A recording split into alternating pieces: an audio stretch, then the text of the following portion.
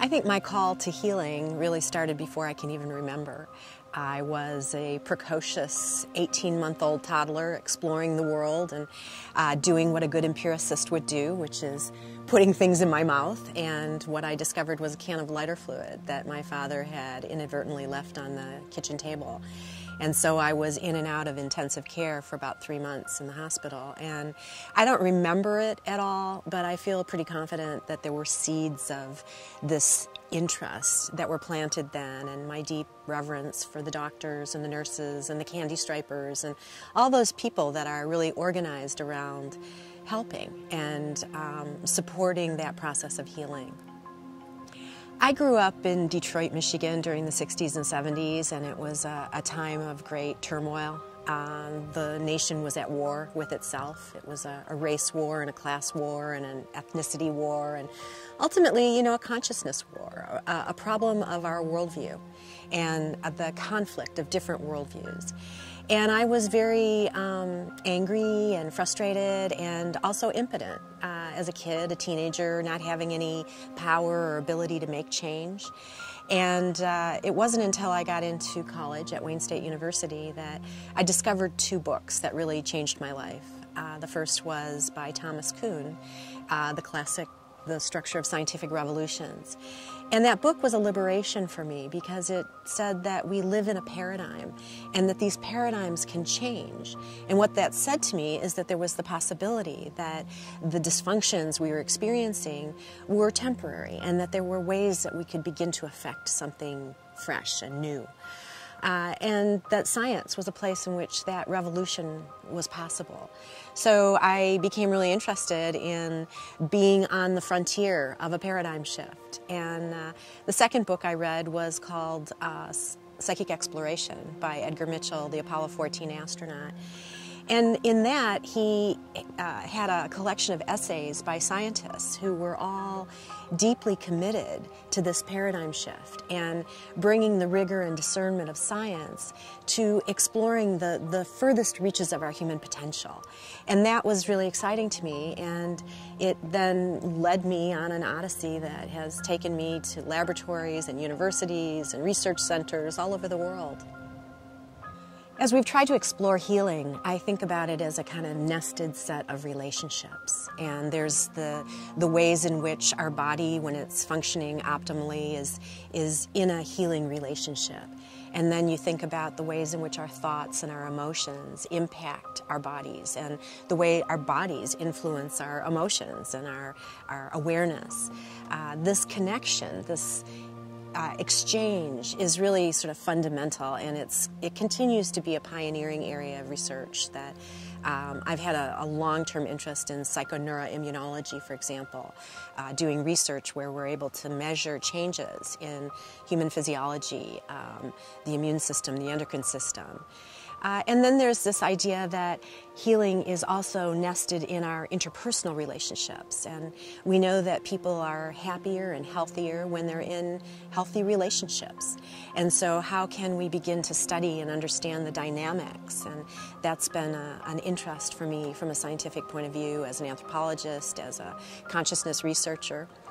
Then there's that embeddedness we have in our environment and how it is that we can really come to terms with the fact that we can't be healthy individuals in a sick environment. And so how can we really begin to understand that it's fundamentally interconnected? And then finally, there is this kind of idea that there are these transpersonal realms of connection, of relationship. And so people who embrace their spirituality, who are involved in religious practices or activities, tend to be happier, healthier, and live longer. And so it was a question of trying to understand, is that lifestyle, is that social support, or is there something else beyond that? One of the things we studied was the idea that love and altruism may be a component of that. So my work on this idea of a transpersonal relationship and our embeddedness in something bigger began a long time ago when I was doing laboratory research. And we were really interested in testing the claims made by healers that they could influence somebody with their minds at a distance and in ways that precluded a kind of placebo response. And so we designed an experimental protocol where we invited healers in, put them in a room, and there was then a subject or a volunteer in another room, and we were monitoring their autonomic nervous system activity. And so the idea was that the healer in a distant room at random times throughout the session attempted to influence the distant person's physiology. And what we were able to do then is measure the average amount of physiological activity during these intention periods as compared to the control periods. And we have found consistently over many experiments and replications all over the world that there are small but significant differences in those two conditions. So it appears, based on a lot of science, that our intention has the capacity to reach out into the world and affect change in people's biology, psychology, and that this can be done under the most rigorous scientific conditions. Absolutely essential if we want to understand the mechanisms of healing, that it be done with a kind of transdisciplinary, interdisciplinary collaboration, because it's really a complex system. And anytime we're practicing reductionism, you miss out on the whole.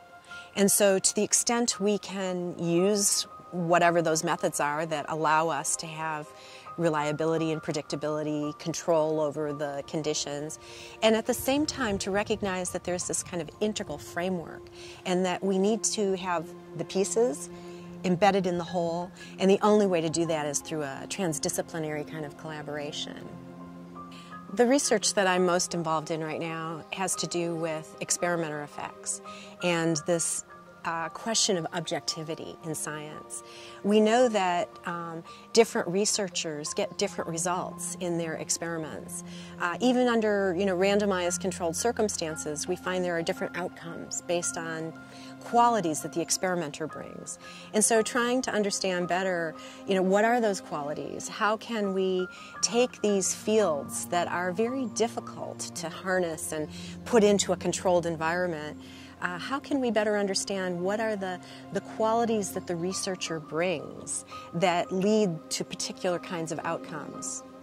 I'm also really interested in the skeptic-proponent debate and the discourse that happens when people from differing perspectives work in collaboration. Because I think in that exchange, we invite a kind of inquiry that is beyond what we understand now, and that will lead us to new questions and new possibilities. I've, over the last couple of years, been deeply immersed in death awareness and helping people to come to terms with healing their relationship with their own mortality. And I feel that one of the deep ruptures in our culture is our fear, our terror around our own death and around our mortality. And when people deny their mortality, when they get into this kind of death denial, it leads to these aberrant behaviors. It leads to aggression toward people who are different from ourselves. And so I like to think about death awareness for peace as we come to terms with our own sense of our humanness. I think we can also then respect the humanness of people who are different from ourselves. And so inviting in this kind of creative collaboration around difference and with the idea of bringing awareness to our mortality so that we can live more fully, we can truly heal our relationships. I think that's, my goal right now. Well, I appreciate what she is doing because it provides a framework for bringing together different perspectives, different worldviews, different methodologies to try and understand the relationship between consciousness and healing.